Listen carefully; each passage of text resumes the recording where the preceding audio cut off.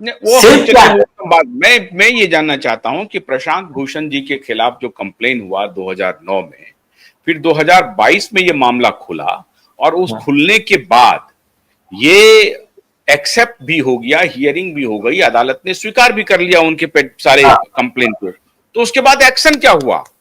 नहीं पॉइंट बढ़िया पकड़ा है आपने, एक्शन कुछ नहीं हुआ।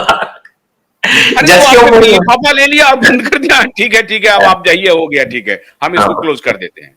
हाँ, नहीं, मैं तो इस मुद्दे पर प्रशांत भूषण से बात करूंगा हाँ, बिल्कुल कि भाई उनका आपने इंटरव्यू भी, लिया। आपने वो आरोप लगा दिया, और आरोप लगाने के बाद 12 साल चला मुकदमा, और 12 साल के बाद अदालत ने एक्सेप्ट भी कर लिया आपके आरोप को, तो उसके बाद हुआ क्या?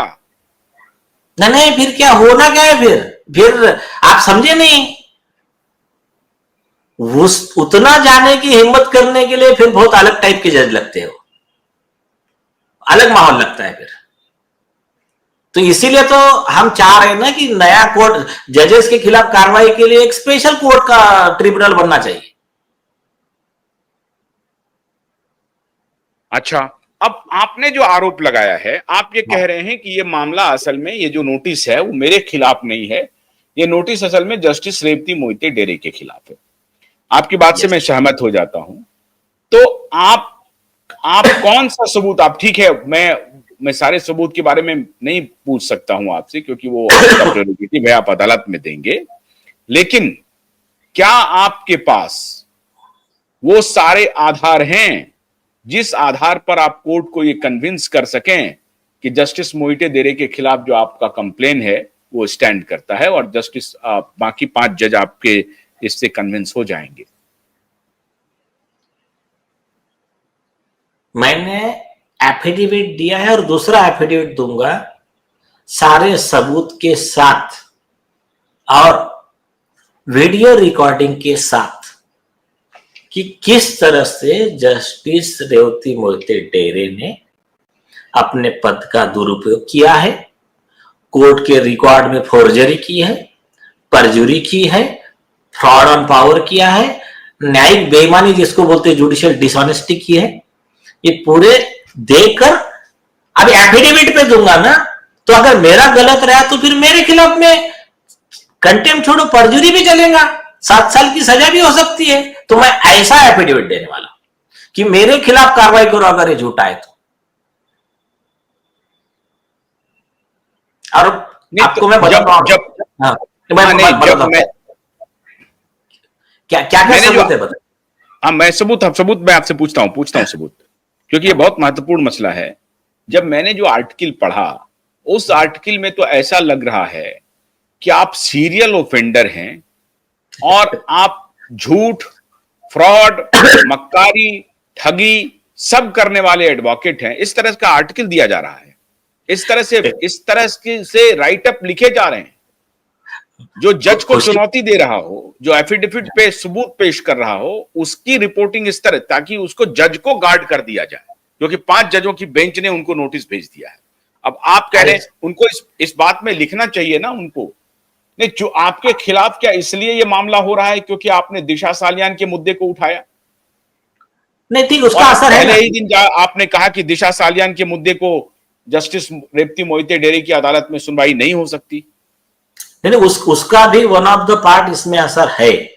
और मेन बात ऑर्डर में ही लिखा है, दिशा सायन के मैटर की वजह से ये मैटर निकला है, वो तो ऑर्डर में लिखा है 5 जज ने। तो वो कोई ठीक है, वो एक अलग विषय है। लेकिन आप ये गौर कीजिए, देखिए दिशा सालियान के केस का सबको पता है, किसको बताने की जरूरत नहीं। उस दिन हियरिंग हुआ जस्टिस गडकरी साहब के कोर्ट में। जस्टिस गडकरी साहब ने धुलाई किया सरकारी वकील की, और वो तुम्हारा क्या नाम था, वो सीनियर पीआई कौन है वो, शैलेंद्र नगरकर। शैलेंद्र नगरकर। जब उनकी धुलाई हुई कोर्ट में, आदित्य ठाकरे के खिलाफ वकील को प्रोसिक्यूशन करने का अर्जी गया। उस दिन डिटेल आर्गुमेंट होने के बाद में भाई एफआईआर क्यों नहीं किया है, किसी ने नहीं पब्लिश किया न्यूज। याद है आपको? कुछ सिलेक्टेड 1 या 2% लोगों ने किया, 90% लोगों ने नहीं किया। अभी उसके कई रीजन है, उसमें से कुछ करप्ट भी है, कुछ डिसऑनेस्ट भी है, और उनके खिलाफ हमने प्रोसिक्यूशन किया है।